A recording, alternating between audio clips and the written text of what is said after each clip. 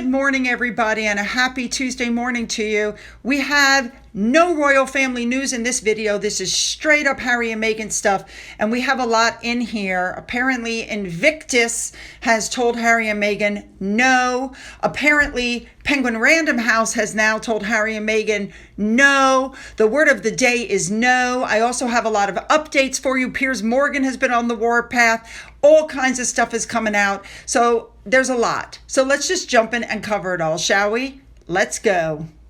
To start off really quickly, I just wanted to show these pictures I took the other night as the sun was going down. That was just, I love it in the wintertime simply for the fact that the trees are bare and we can actually see the sunset. During the summer, because of the thickness of the trees back there, we don't get to see the view. So it's just absolutely gorgeous. I wanted to share that. All right, let's jump in now. All right, we're starting off, in case you are unaware of this, if the police don't bring an investigation into the sun like, Hugh Grant wants and Prince Harry wants, then they're reporting that people who have supported Harry in his legal battle are putting together a dossier of evidence to submit to the police, which may bring then private prosecution if they don't do something. So this is my thought process. You had your chance to have your say in court. You decided to settle. Why now are you wanting something else going on? It's just getting stupid. All right, next story I just wanted to touch on. They're saying that the real reason Harry and Meghan haven't responded to all the backlash from Vanity Fair is they feel like if they did, they would add fuel to the fire. In other words, they've decided to take the royal family's advice of never complain, never explain. Yeah, it must suck to know that people are writing things about you that you think are unfair, but you can't respond. Karma. All right, next up, here's another thing I just want to touch on because Piers Morgan was on TV with Meghan Kelly.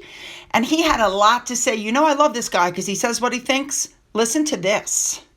All this here. So I just showed, look, they're a pair of hypocrites, they're a pair of chancers, as the Spotify guy called them, a pair of effing grifters. And they're desperately trying to maintain some kind of future as a renegade royal couple when they're no longer part of the royal family. The royals don't talk to them. The king does not talk to his own son. None of the senior royals talk to these two. They are total pariahs in the family because the only currency they have is trashing the royal family and the monarchy. And every time they try and do something else, nobody cares. No one cared about their podcast series. Nobody cared about the polo series recently. Nobody cared about any of it. All they want to hear is the dirt. And these two, for 5 years, have reveled and wallowed in royal dirt for vast amounts of money. And that's what makes Prince Harry's ongoing campaign against the UK newspapers, which had another flare-up this week, so laughably hypocritical, because he talks about intrusion into royal privacy. And yet, if you ask any senior member of the royal family, who has invaded your privacy the worst, it's Prince Harry. That was a spot-on comment. Woo. All right, let's move on. This next story, they're saying that Charles has cut royal exile Prince Harry out of his will. But then you get into the story and what it says is King Charles is being pushed to remove Prince Harry from his will to prevent him from getting his hands on any of the British monarchy's millions. A lot of people, the article says, in the royal circles feel that Harry doesn't deserve a dime. They're leaning on Charles to cut him off. Now, of course, we do know that we are unaware of what kind of exact cancer King Charles has. A lot of people are saying it's pancreatic. I don't know that that's true, and I don't need to know. You know what I mean? But they're saying that Charles wrote his will a long time ago, and certain family members and courtiers are urging him to update the document so that Harry's not included. And foremost, they're calling for Prince William to push his father to elevate him to the throne before the illness becomes too overwhelming for him to rule himself. I got to be honest, I don't think that's going to happen. I think he's going to stay till he passes. Let's move on. Let's talk now about Harry's book, The Spare. When The Spare was released at the start of 2023, nobody was lined up to buy it.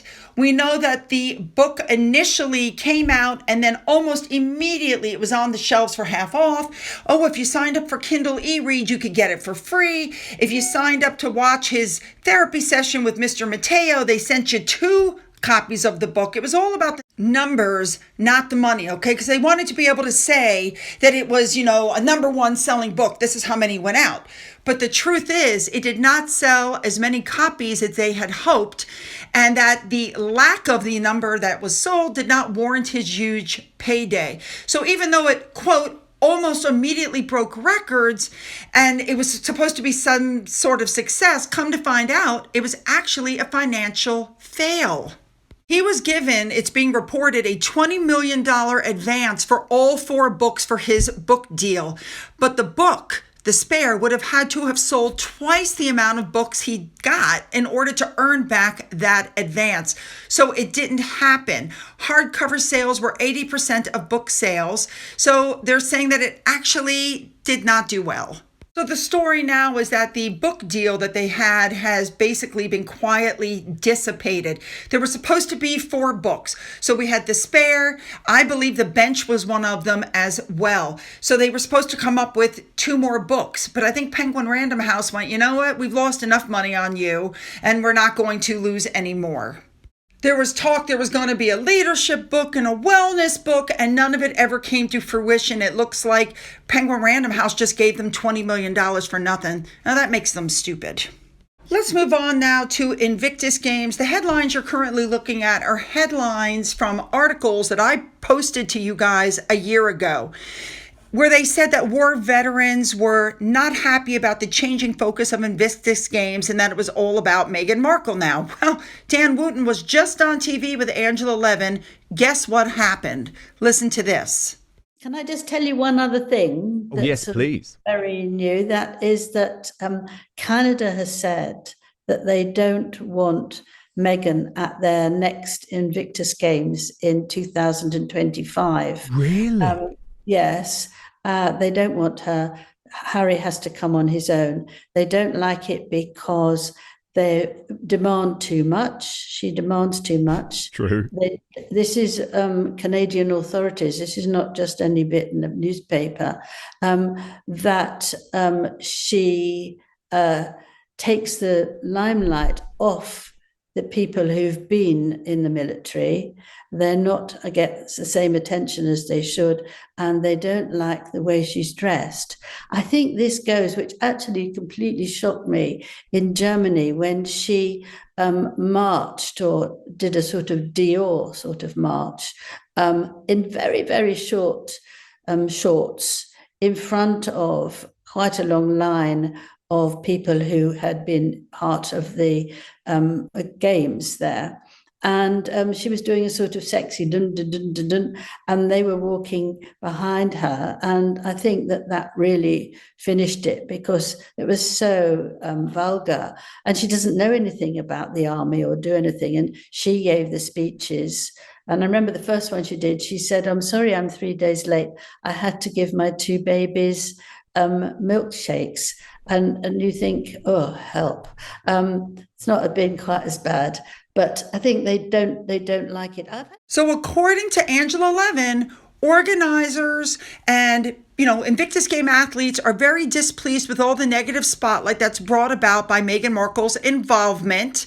They're very frustrated. A lot of former military personnel and injured veterans are frustrated. We know that they've lost over 2,000 veterans that have walked away because of this. Or let's look at Germany Invictus. They are now operating under the name Invictus Germany. They've broken off from the official games due to a disagreement regarding organizational structure and leadership.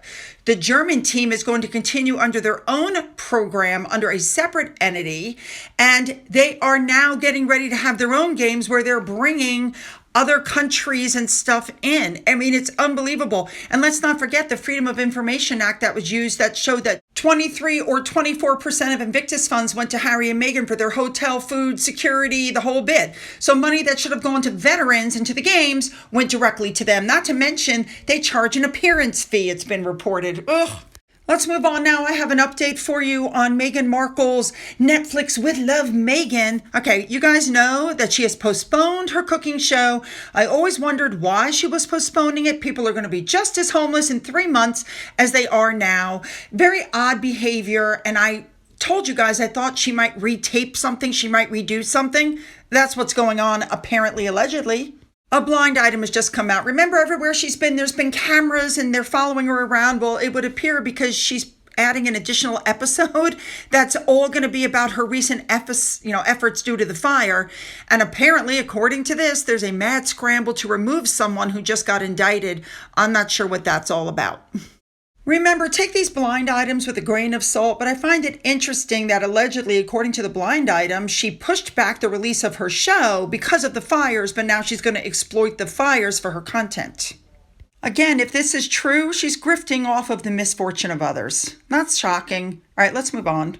Let's move on to our final story of the day. I did report to you guys that I thought Harry's cases were over. I fully admit I was mistaken. He's got one more case against the Daily Mail. Now, this is the legal battle that has been brought by Harry and Baroness Lawrence and others. And the problem is the excessive amount of money for the legal fees. And two judges ruled on January 24th that the legal costs were outside the range of reasonable, because right now they're at 38.8 million pounds. According to the judges, they said that the allegations were, quote, really rather simple compared to other cases like, let's say medical negligence claims, which, require God knows how much information. So both sides have had their budgets slashed. They said that the sums sought by both sides are clearly outside the range of reasonable and proportionate costs. Personally, I think the judges saw how much money David Sherborne made off of Harry in this last case and went, eh. Now, Baroness Lawrence, she apparently is the mother of a teenager, Stephen Lawrence, who was unalived by somebody else. Apparently, her and 5 others launched this court action in 2022 against the Associated newspaper, and they're the ones who published the Daily Mail and the Mail on Sunday. Now, it emerged at a recent hearing that she joined her legal battle after Harry sent her a text message, which the court heard had since been lost or possibly deleted. Some of the other people in this are Elton John and Sadie Frost, and they claimed that they brought their legal action after they were being told of alleged confessions from a private investigator that he had hacked phones, tapped lines, and bugged cars. So basically, Harry went around to everybody and said, listen, this is what I think happened to you, and I'm launching this lawsuit and I'd like you to join in. That's what I think happened. The Associated newspaper, of course, that said that this is absolutely preposterous and untrue. And the private investigator in question signed a statement saying he had not been instructed by Associated newspaper to carry out these unlawful activities.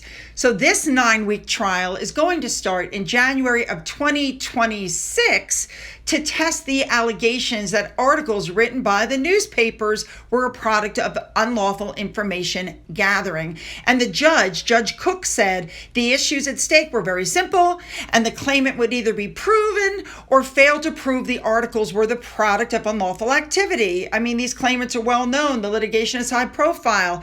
It doesn't affect the issues that have to be resolved. Justice Nicklin has warned Harry and Elton John and all the rest of them that their accusations of burglary and bugging better be backed up by admissible evidence or else withdrawn. Because remember, a lot of Harry's friends gave statements that was the way they felt about something, but really there was no proof that anything had happened. Now, the part of the article that I found the most interesting is that the 7 claimants have apparently each budgeted £216,000 for out-of-court negotiations, but apparently Associated newspaper has not budgeted anything for settlement talks, so they have no intention of settling, and Harry better have his ducks in a row or his goose will be cooked. Woo, that was a lot. All right, you guys know what to do. Hit the like and the subscribe button and the bell for all notifications, the thumbs up button, then go down into the description box where you'll find the links to my Twitter, my Gettr, my Rumble, my email, my physical address, my Amazon wishlist, and a link to my father's book. For those of you who've donated to my coffee fund, thank you so much. And as always, you guys, have a great day.